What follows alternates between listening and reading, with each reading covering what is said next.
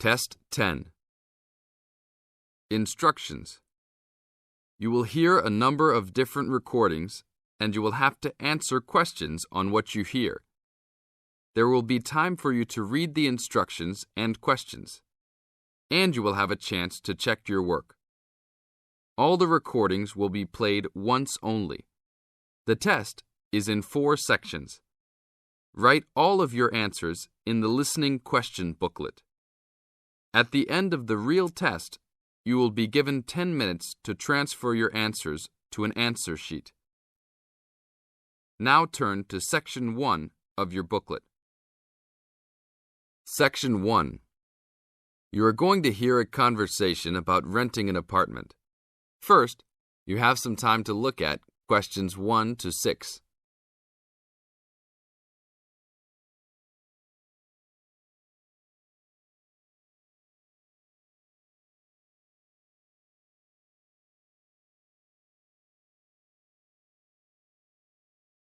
Before we start the test, look at the example of your question booklet and listen to the tape. How can I help you, sir? Hi, I'm interested in renting an apartment in your building. Can you show me around inside? Sure, my pleasure. In the tape, the man says he is interested in renting an apartment in your building. Therefore, the word apartment has been written down. Now, we will play the recording. Now listen to the tape and answer questions 1 to 6. How can I help you, sir? Hi, I'm interested in renting an apartment in your building. Can you show me around inside? Sure, my pleasure. Do you know what kind of apartment you're looking for? I'm thinking of something for my best friend and I. The apartment doesn't have to be too big, just something comfortable for the two of us. I'm looking for a kitchen, 2 bedrooms and a bathroom, just something simple. Okay, well, let me show you what we have to offer. We divide our apartments into 3 categories. There are standard apartments, upgraded standard apartments, and luxury apartments. Please follow me. This apartment just went up for rent yesterday. The old tenants moved into a larger one. This apartment is what I call the standard apartment. It's small, but has everything you need. The kitchen comes with a refrigerator, an oven, and a stove. There is 1 bathroom with a shower, but no bathtub. The rooms are a good size, and both have their own closets. The living room has enough space for a couch. We will provide a television for you. These apartments are very popular with students because they are affordable and practical. Right now, we are renting these out for only $1,000 a month. I think this is a little bit on the small side. There's no space for a dining table or even for an extra desk. We will both need room to study. If there are guests over, we hope to be able to have a dining table big enough for at least 4 people. Do you have anything slightly larger? Maybe just an apartment with a bigger living room? Well, let's take a look. Right now, we also have an opening for a luxury apartment. This apartment is larger. It has 3 bedrooms, and all 3 are larger than the last one. And there are 2 bathrooms, and all have bathtubs. The kitchen is also larger, and come with an additional dishwasher and freezer. The living space has plenty of space for a dining room. How much is the rent on these apartments? These are more expensive, usually in the $2,500 range. Don't forget that there is an additional bedroom, so you could find another roommate to lower the cost. I think that's a little bit on the expensive side. We don't really have the time to find another roommate, so it's probably better to stick with the 2-bedroom places. Is there anything between these 2? Come with me. I can show you this apartment right now. But there are people living in it. There are no more of these kinds of apartments available at this moment. But if you decide that you like it, I can put you on the waiting list. And as soon as we have openings, you will be contacted. Sure, let's take a look. This is the upgraded standard apartment. As you can see, It's larger than the other two-bedroom apartment. There are 2 bedrooms and 2 bathrooms, one in each room. The living room comes with a television, but no furniture. The kitchen is around the same size as the other smaller apartment. The basic difference is the additional bathroom and larger living room. These rent for around $1,400. Now look at questions 7 to 10.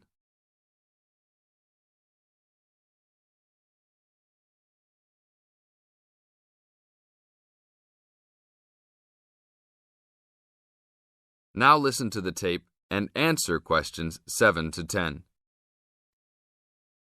Seems like a good deal. Do you know when an apartment like this will be available? That's hard to say. I know these people who live here right now should be graduating soon, so they might be moving out. Well, I guess I'll put my name on the waiting list. Hopefully there'll be an opening as soon as possible. That sounds like a good plan.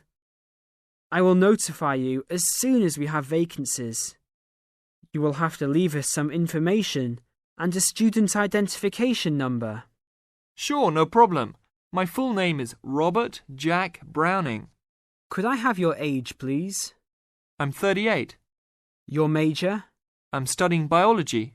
How about naming some of your hobbies?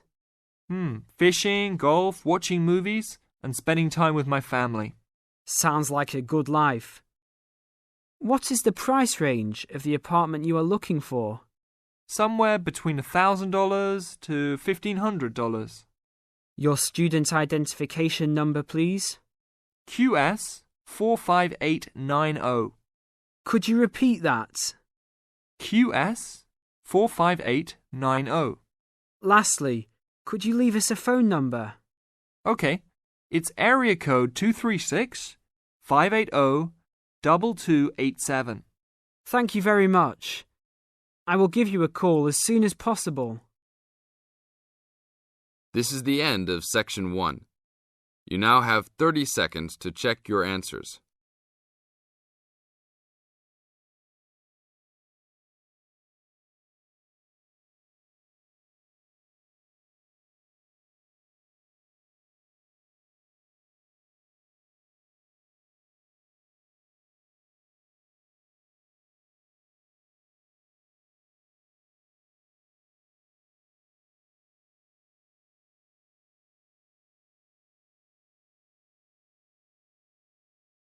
Now turn to Section 2. Section 2. You are going to hear a lecture about the Miners Hotel.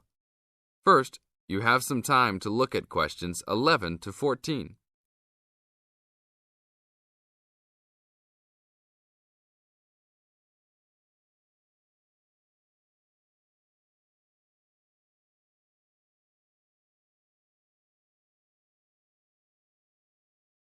Now listen to the tape and answer questions 11 to 14.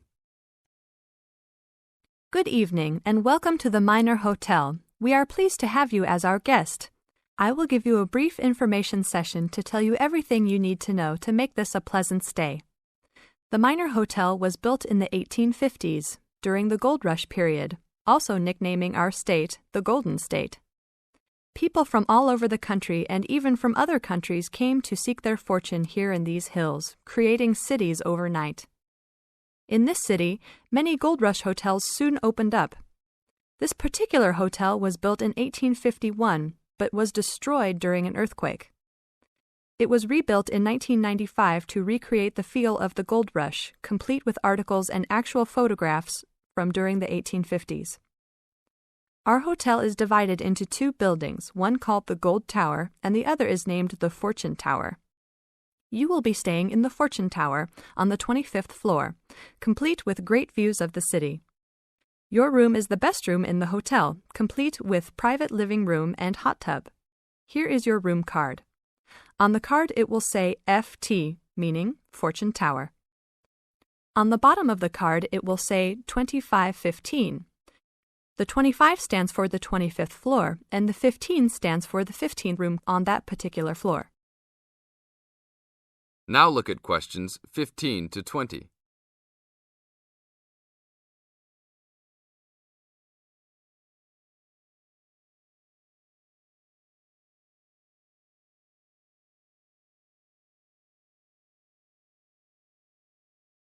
Now listen to the tape and answer questions 15 to 20. There are emergency exits in both towers of the hotel. They are located on the south side, opposite the elevators. Please use these in case of a fire or other emergency. We have some special events happening this week. Our Miners Diner is offering a special Miners Buffet dinner this Friday and Saturday for only $20 per person. This special includes all food, not including drinks and alcohol, and shows for the night. The buffet will be available from 5 to midnight. Because of the historical significance of our hotel, there are some special rules. The first rule is that there is no smoking allowed anywhere in the building, not even in your own room. This is not only to ensure the safety and health of our guests, but also the furniture and pictures can be easily damaged by smoke and other harsh treatment. Please remember that there are items of furniture over 100 years old here, so respect the rules by not smoking. Secondly, please do not take pictures using a flash of any of the drawings and paintings in the rooms or hallways, as they are old and fragile. We are doing our best to preserve a national treasure, so please help us in doing so. Lastly, you will only have one set of towels and bed sheets per 3 days. This is to conserve the water supply, as there are frequent droughts this high up in the hills. If there are any further questions, the staff of the hotel will be available to answer your questions. In the event that no one is able to answer your questions, I will also be available from 8 a.m. to 5 p.m. each day in the concierge. I hope you enjoy your stay here with us. Thank you very much. This is the end of Section 2. You now have 30 seconds to check your answers.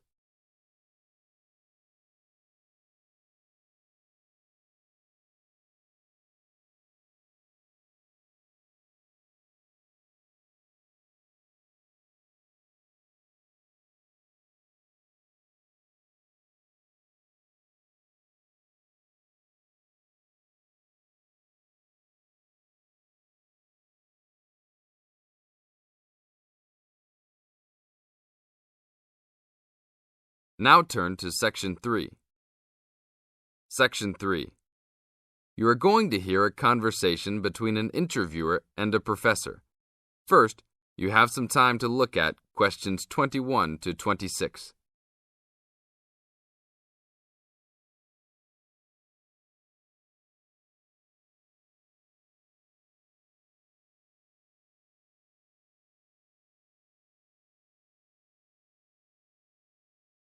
Now listen to the tape and answer questions 21 to 26. Today I'm here with Professor Nittick, who is our new university president. He has been a professor for 20 years and teaches many of the best classes on campus. I know many of you have had him as a teacher and know of his brilliance. Good morning, Professor Nittick. Thank you for stopping by the student station. Thank you for having me here. It is always great to get to meet many of the students who are involved with our school. I haven't been here since 2 years ago. Yes, I remember at that time you were still teaching every semester.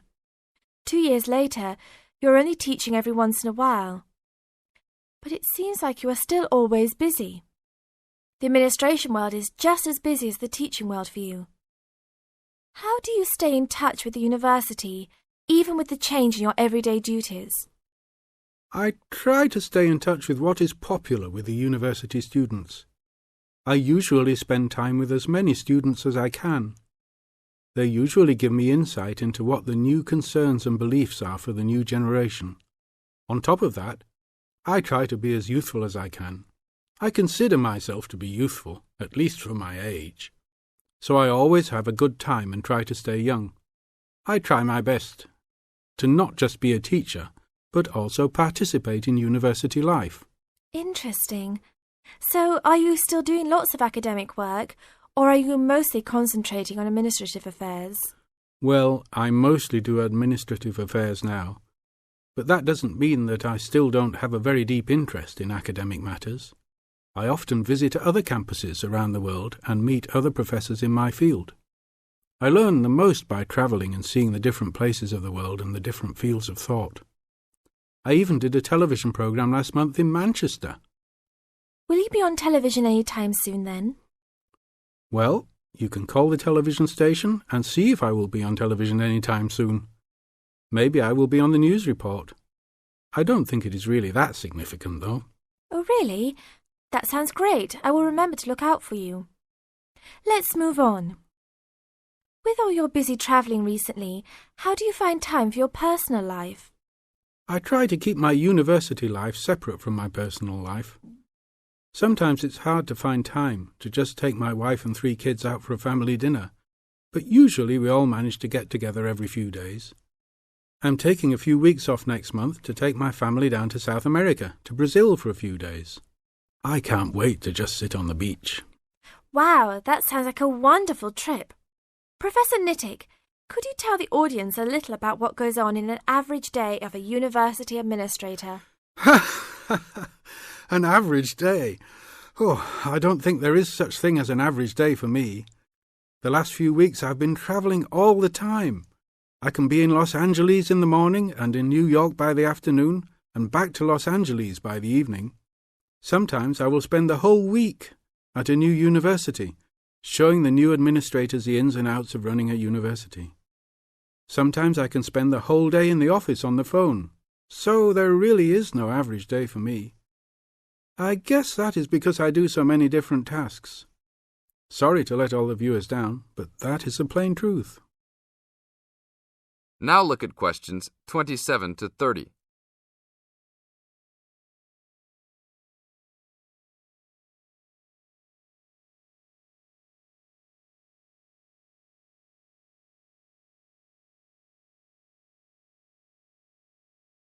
Now listen to the tape and answer questions 27 to 30. Well, I guess I can sum it up for them. You are a busy man. That is probably a good description. So, are there any immediate plans for the coming few weeks? Well, I'm in Los Angeles for the next 2 days, and then I fly to Colorado to meet a new prospective professor for our university. I will be in Colorado for about a week. Then I go to Japan for the next 10 days to meet with our university branch in Japan about record sales there.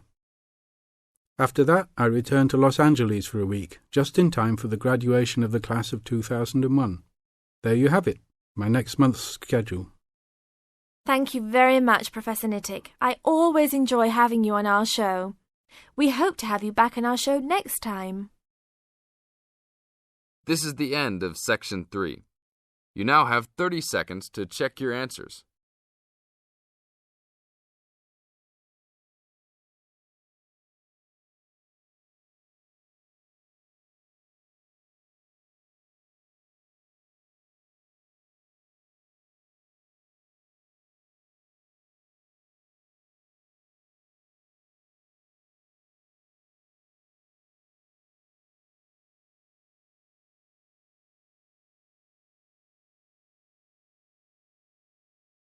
Now turn to Section 4.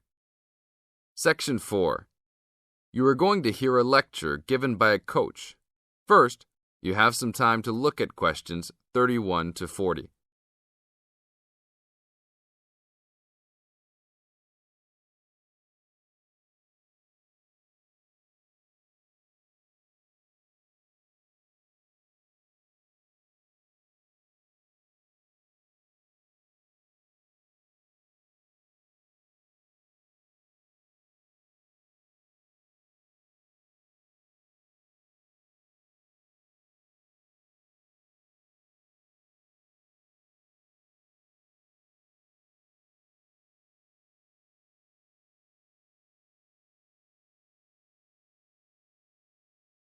Now listen to the tape and answer questions 31 to 40.